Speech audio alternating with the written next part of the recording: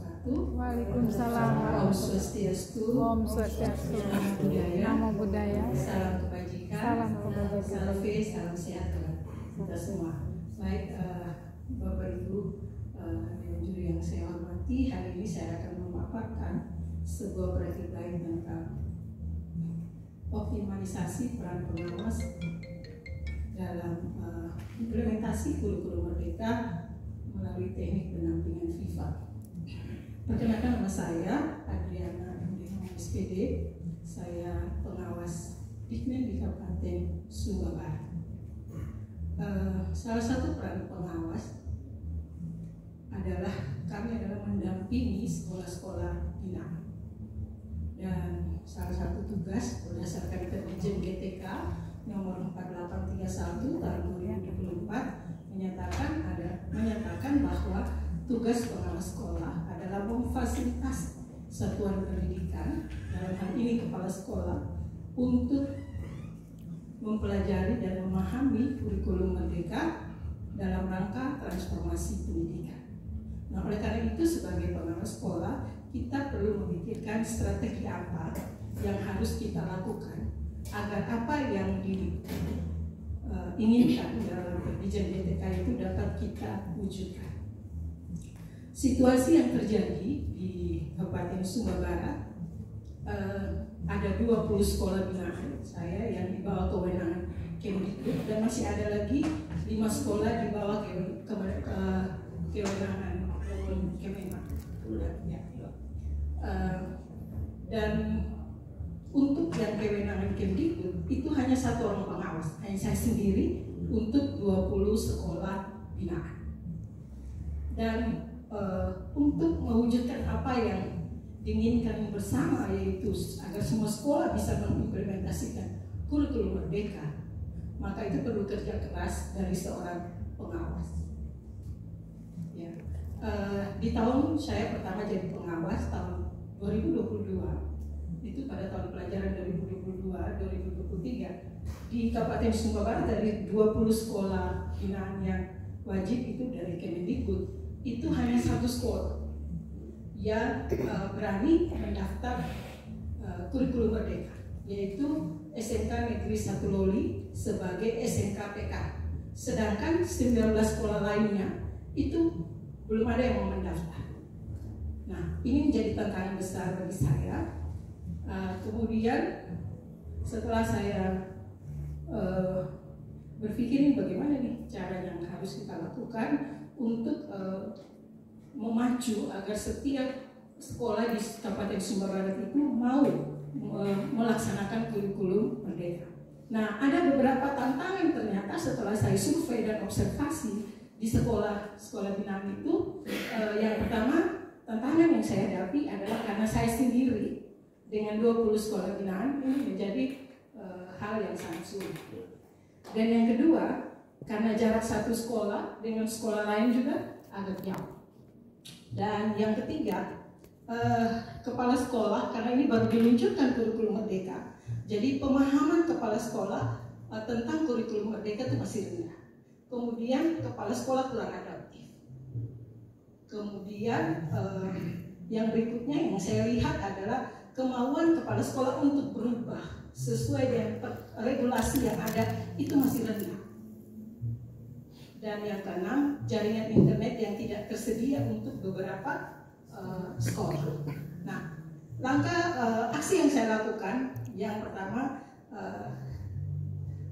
saya melakukan teknik pendampingan yang saya sebut FIFA sebenarnya. FIFA. Yang pertama itu fokus pada tujuan. Tujuan awal saya adalah agar terjadi pemerataan kualitas pendidikan untuk seluruh Sumba Barat. Jadi tidak hanya di kota tapi seluruh, baik di kota maupun di kampung yang di luar kota. Karena ini saya fokus pada tujuan itu. Walaupun pada di balik itu juga saya mau bahwa seluruh sekolah binaan saya harus mengikuti perkembangan regulasi yang ada. Kita harus siap berubah. Kemudian yang kedua adalah inovasi dalam pendekatan. Karena tujuan saya agar semua sekolah ini tidak merasa sulit atau merasa ribet bahwa kurikulum Merdeka itu sulit, maka saya melatih Bapak Ibu guru di sekolah saat kunjungan. Biasa saya buat jadwal nih, ya. Biasa saya buat jadwal sebelum pelaksanaan monitoring. Saya kumpulkan semua kepala sekolah dan sering rapat di kantor saya, di kantor pengawas itu, karena kami juga tidak punya biaya rutin yang ada untuk kantor pengawas. Biaya untuk rapat, makan dan minum semuanya saya tanggung gitu.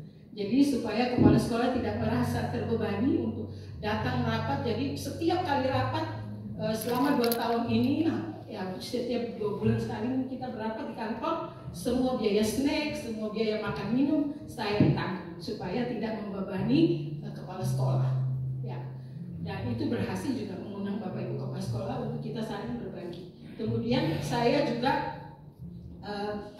berinovasi juga kegiatan-kegiatan itu untuk kayak kegiatan olahraga gitu, itu tidak hanya dilaksanakan di kota, tapi kita berupaya pelaksanaan kegiatan-kegiatan olahraga misalnya dalam rangka Hardiknas. Dulu belum pernah ada sebelum saya jadi pengawas itu kegiatan bersama antara SMA, SMK, SMTK seluruh Kabupaten Sumba Barat disatukan dalam satu kegiatan, belum pernah. Akhirnya saya mengundang Bapak Ibu kepala sekolah, bagaimana nih kalau kegiatan mulai tahun ini itu seluruh pendidikan menengah di Kabupaten Sumba Barat kita bersama-sama membentuk kegiatan. Hanya kita gabung semua, kita menyatakan berapa anggarannya. Anggaran misalkan 50 juta, kita berapa sekolah yang mau ikut? 20 sekolah, berarti 50 juta bagi 20 sekolah, tinggal tabungannya satu sekolah berapa. Dan itu kita tidak membeda-bedakan antara sekolah yang di kota, sekolah yang di kampung, supaya sekolah yang jumlah siswanya sedikit dia juga merasa percaya diri bahwa dia juga mampu. Karena kalau 50 juta kita bagi sekian sekolah itu kan tidak besar, daripada dia menyelenggarakan kegiatan sendiri. Dan dengan kegiatan-kegiatan ini ternyata saya bertanya kepada kepala sekolah. Setelah kegiatan ini saya selalu merefleksi. Jadi ada umpan balik kepada kepala sekolah dan guru. Saya beberapa wawancara beberapa kepala sekolah. Setelah kegiatan kami biasanya ada refleksi. Bapak Ibu, bagaimana ini kegiatan? Akhirnya kepala sekolah, kegiatan ini bagus, Mama. Kami tidak berbeda antara guru SMA, SMK, SMP, merasa bersama dan siswanya juga tidak dibeda-bedakan, bahkan mengikuti lomba-lomba olahraga atau paduan suara atau debat dan sebagainya. Dan yang kedua, karena lokasi kegiatan itu berpindah dari satu sekolah ke sekolah yang lain, memacu sekolah yang misalkan dia di sana nanti ada lomba voli. Nah, maka di sekolah itu akan memacu komitenya semua stakeholder yang ada di sekolah itu. Saya di sekolah itu untuk bersama-sama berapa. Jadi saya memberikan ide kepada kepala sekolah. Memang ini tidak ada dalam dana BOS dan tidak ada anggaran untuk pemerintah untuk buat lapangan. Sekarang begini, saya bantu Bapak Kepala Sekolah memfasilitasi bertemu camat, lurah, dan kita mengundang semua orang tua murid. Ya, kita mengundang semua orang tua murid kita dan kita bilang, kita mau acara ini. Di sekolah ini akan ada lomba voli, misalnya dalam rangka Hari Pendidikan. Tapi kita punya lapangan dan semua sekolah akan berkumpul di sini. Bagaimana Pak Mama? Akhirnya dari orang tua Mama Korwas, kan kebetulan saya juga Korwas. Mama Korwas kami siap, kami tidak mau mandi juga. Kalau sekolah kota bisa, kami juga bisa. Akhirnya sepakatlah berapa ini biayanya dihitung. Berarti sekian ini anggaran. Akhirnya mereka bilang, oh kami siap bantu sekian. Terus dari camat, oh ini saya bantu 50 sak semen. Dari desa, oh saya bantu ini. Kemudian setelah dibangun nanti kerjasama juga. Orang tua murid, siswa, kalau ada waktu sore gitu, orang tua murid, kepala sekolah, kita bersama-sama mengumpulkan uang. Dan untuk itu, saya sebagai Korwas harus jadi teladan. Jadi tidak saya hanya menyuruh orang yang kumpul uang, saya juga kumpul nih. Ini berapa nih? Saya 300.000, saya sekian gitu. Nah kalau kita bicara begini, ini membuat orang tua, Mama Korwas saja kumpul. Bapak Ibu kepala sekolah juga pasti, saya juga menyumbang. Guru-guru juga menyumbang. Akhirnya yang tidak kita sama-sama dananya yang sekian ratus juta kan kita bekerja bersama-sama, mungkin hanya dana betul yang dibutuhkan sekian, tapi tenaga itu semua sama-sama tidak dibayar. Guru-guru juga merasa untuk makan minum, misalnya sore mereka bekerja untuk makan minum bersama yang saya lihat ya Bapak Ibu, itu mereka kumpul dari rumah, ada bawa ubi, ada yang bawa jagung, makan sama-sama. Jadi biaya untuk buka makan yang mahal itu kami. Setelah dibangun, oh ternyata masih sisa di 10 meter. Ya udah kita cari lagi solusi, mungkin ada tokoh-tokoh masyarakat, kita dorong kepala sekolah. Dan akhirnya dua lapangan voli itu jadi. Dan akhirnya kegiatan di sekolah itu bisa berjalan. Nah, kegiatan praktik baik itu terus saya mau waktu ada kegiatan lain, bulan bahasa misalkan, saya pindahin di sekolah lain. Jadi saya bilang ke sekolahnya, Pak, di mama kita tidak punya lapangan, Pak, di sekolah sana bisa loh, undang camat, kelurahan, tokoh-tokoh masyarakat, bisa loh jadi loh lapangannya. Masa Pak tidak bisa sebagai kepala sekolah? Oh bisa mama, kalau bisa silakan. Dan akhirnya jadi akhirnya dari satu sekolah sekarang udah hampir semua sekolah di SMA negeri itu hampir semua sudah punya lapangan. Jadi mempercepat pemenuhan sarana prasarana itu melalui lomba yang diadakan. Jadi tidak hanya di sekolah di kota, tapi kita selalu tengah, utara, selatan, tengah, utara. Jadi semuanya begitu. Dan saya selalu memacu bahwa saat ini semua orang diberikan ruang yang sama untuk berinovasi, untuk belajar. Tidak ada sekolah dimanapun, internet itu ada di mana-mana. Jadi dulu mungkin hanya sekolah kota, sekolah favorit ini yang juara olimpiade. Tapi tahun kemarin nih, yang juara malah sekolah yang di Warung Kakak sana, yang di Kampung Orang Leli Kampung itu yang juara olimpiade astronomi tingkat provinsi. Gitu. Jadi ternyata dengan pemerataan sarana prasarana, pemerataan kita dalam membimbing semua sekolah itu dapat memacu guru-guru untuk bersaing. Ya, silakan. Oke, baik. Itu aksi yang saya lakukan, dan saya juga mengajarkan tentang media pembelajaran interaktif seperti Kampusler, Wordcall, Canva. Kebetulan saya juga suka belajar hal-hal yang berbasis AI. Saya itu ajarkan. Kemudian juga mengajarkan juga Bapak Ibu kepala sekolah untuk membuat KSP, kurikulum sederhana. Hasilnya adalah semua sekolah pada tahun pelajaran 2024-2025 semua sudah melaksanakan kurikulum merdeka. Kemudian yang kedua, semua sekolah juga sudah mampu menyusun kurikulum satuan pendidikan dan mampu menyusun modul ajar dan mampu menyusun media pembelajaran. Selanjutnya saya sebagai pengawas harus memberikan aksi yang berkelanjutan. Jadi saya harus terus mendampingi sekolah, mungkin satu sekolah dalam satu bulan bisa 2 kali atau berapa saya. Nah, kebetulan saya tidak tahu bawa motor ya, walaupun ada motor saya tidak tahu bawa, saya hanya bisa pakai motor. Jadi saya pakai motor. Keluarga saya di Waingapu, tinggal di Waingapu, suami dan anak-anak saya bekerja di Sumba Barat. Jadi saya Senin pagi-pagi jam 5 dari Waingapu. Nanti saya pulangnya Jumat sore baru pulang. Jadi itu rutinitas saya sebagai tepuk tangan, saya sampaikan. Jadi dari teknik pendampingan dan keseriusan kita, bahkan ada sekolah mungkin kita pergi ya kurang fasilitas gitu ya. Kebetulan suami saya mengusahakan kayak perusahaan kami punya penjualan tenda kursi, kurang kursi ya kadang-kadang saya ambil dari rumah kasih di sekolah itu. Ya maksudnya ini kurang kursi, mama kita kurang kursi, sekolahnya belum ada dana BOS, sekolah baru, terpaksa saya ambil dari rumah saya kasih begitu ya. Jadi Ibu Adriana, memang kami terkesima dengan orang mengajar waktu Ibu. Ya baik sih. Kami tahu Ibu Korbas, Ibu ya biasa. Jadi waktu Ibu ya. Tepuk tangan dulu untuk Ibu ya. Kami serasa berada di Sumba Ibu. Ya. Dan serasa Ibu calon menteri. Baik, terima kasih. Silakan ya tim juri Ibu Claudia memberi pendalaman konfirmasi terkait dengan presentasi Ibu Adriana. Baik, terima kasih Ibu Adriana. Kami sangat apresiasi perjuangan Ibu untuk membina 20 sekolah binaan ya Bu ya. Oke. Kira-kira bagaimana bentuk evaluasi yang Ibu lakukan untuk melihat seberapa efektif penerapan tadi strategi FIFA bagi kepala sekolah? Iya, biasa saya punya catatan. Ini misalnya tadi kita fokusnya apa gitu.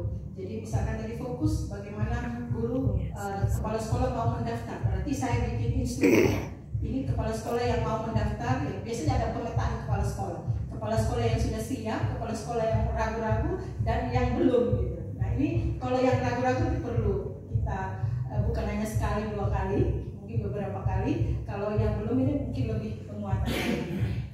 Ya seperti mungkin di saya punya video itu ada yang kami berada di gereja itu.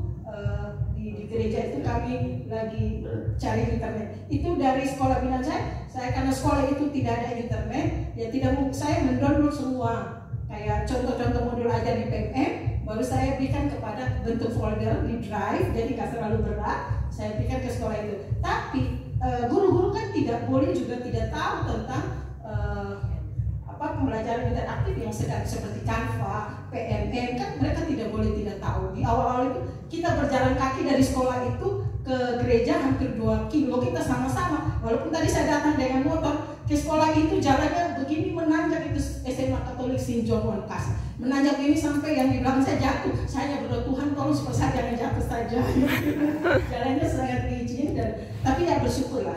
Kami itu keadaan nyata, jadi kita berjalan bersama-sama mencari di gereja Katolik itu yang ada sinyal supaya teman-teman juga. Dan karena teman-teman ini sekolah swasta, gajinya sangat kecil untuk beli paket hotspot lah dari HP saya. Ya udah ada apa-apa, saya bilang saya berkatnya masih banyak. Mari kita sama-sama jadi akhirnya pakai hotspot saya. Tapi teman-teman itu harus bisa. Jadi saya bilang Bapak Ibu kan tidak semuanya tinggal tanpa internet. Nanti kalau Bapak Ibu di rumah punya internet, Bapak Ibu cari itu untuk video bagus. Kalau kami PPD ternyata kalau kami pakai Canva, kami pakai ini, kita ajar hal itu sangat bermanfaat. Dan sekarang ternyata sekolahnya sudah lumayan bagus dan sudah menerapkan kurikulum merdeka, dan puji Tuhan mereka mendapatkan bantuan dari yayasan. Dulu sekolahnya semua gede, sekarang sudah ada tembok, ada beberapa ruangan mereka dapat bantuan. Terima kasih Bu Ariana, Ibu. Baik Pak, silakan. Baik, Ibu Adriana. Iya. Karena ibu sosok peserta dari meditasi pengawas meditasi khusus saya. Dan hari ini saya luar biasa. Kami akan langsung merekomendasikan ibu untuk bersaing di pusat nanti. Oh iya. Keren. Lanjut. Itu saja dari saya. Keren. Iya, ya. Baik. Ada pertanyaan? Ya, silakan. Ya. Silakan, Pak Wid. Baik, terima kasih Ibu Korwas. Mungkin baru kali ini saya bertemu langsung. Mohon izin juga dan mohon maaf saya di wilayah binaannya Ibu pernah menjadi narasumber. Ini luar biasa.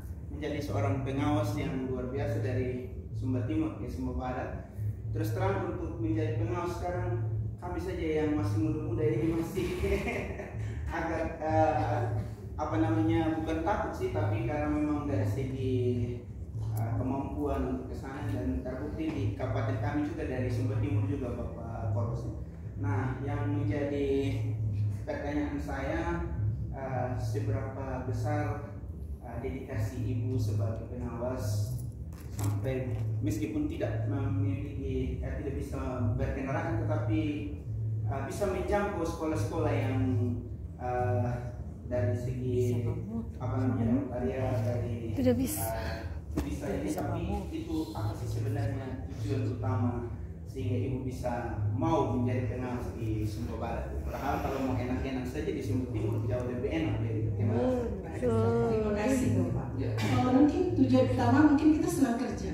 Iya. Yang kedua motivasi. Kalau saya sendiri sebagai pribadi, uang itu nomor 2. Yang pertama itu dedikasi dan pengabdian. Kalau dipikir sih duit itu saya tiket, kalau saya kan kalau Senin pagi itu diantar suami saya dengan mobil, nanti saya suami saya pulang, habis antar pulang, aku. Hari Jumatnya saya naik travel, itu sebulan tuh berapa nih? Wah, hampir 1 juta gitu ya. Belum saya makan gitu, saya tinggal di Waikabuba, keluarga saya di sana gitu ya.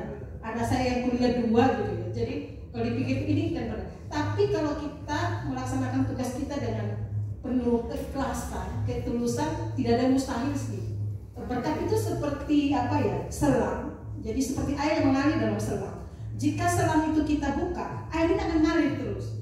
Tapi jika selang ini kita tutup, itu berkatnya cuma segitu. Ya, kalau menurut saya ini filosofi saya. Jadi segala sesuatu yang kita lakukan, ya kita lakukan dengan ketulusan dan keikhlasan. Kalau uang itu nomor 2 bagi saya. Yang pertama, ada hasil dari sebuah pekerjaan. Dan saya sudah dibayar gajinya oleh pemerintah untuk bekerja. Kalau saya sebagai pengasih bisa 1 minggu 1 kali aja bekerja, nggak ada yang lihat saya, nggak ada yang perintah saya di kabupaten. Yang lihat saya sendiri. Tapi saya berdosa sama Tuhan. Ya, saya berdosa sama Tuhan. Karena Tuhan sudah kasih saya berkat. Saya sehat itu mahal. Karena orang sakit itu mahal banget. Itu kalau saya sehat itu luar biasa. Karena mahal. Karena kalau sudah sakit sudah gula gini-gini. Itu udah. Ya. Jadi saya bersyukur bahwa saya masih sehat. Ketika saya masih diberi kesehatan, Pak. Jadi itu hanya motivasi dari diri sendiri. Terima kasih. Pernyataan menutup. Mungkin untuk penutup saya mengatakan bahwa masa yang sulit tidak akan berakhir, tetapi orang yang ulet akan berhasil mengatasinya. Oke, tepuk tangan. Luar biasa ya. Selamat siang di Kala Mentari. Semangat kerja tak kenal lelah. Terima kasih pengawas dedikasi tinggi. Jasamu abadi dalam sejarah. Keren. Terima kasih Mbak Riana, sehat selalu ya. Ya. Ibu Kadis ya. Kepala dinasnya Ibu tuh. Bapak. Oh Bapak. Oh Ibu Kadis. Kami provinsi. Oh Kami gitu. provinsi kalau SMA SMK. Oh, nah, Ibu Kadisnya Ibu Kristian Sihombing dengan Ibu Torin, ada Ibu Torin di sini. Masih Oh, masih. Baik, silakan Ibu. Ya. foto. Oh, foto ya. Ini orang-orang hebat ini kita harus foto. Silakan Ibu.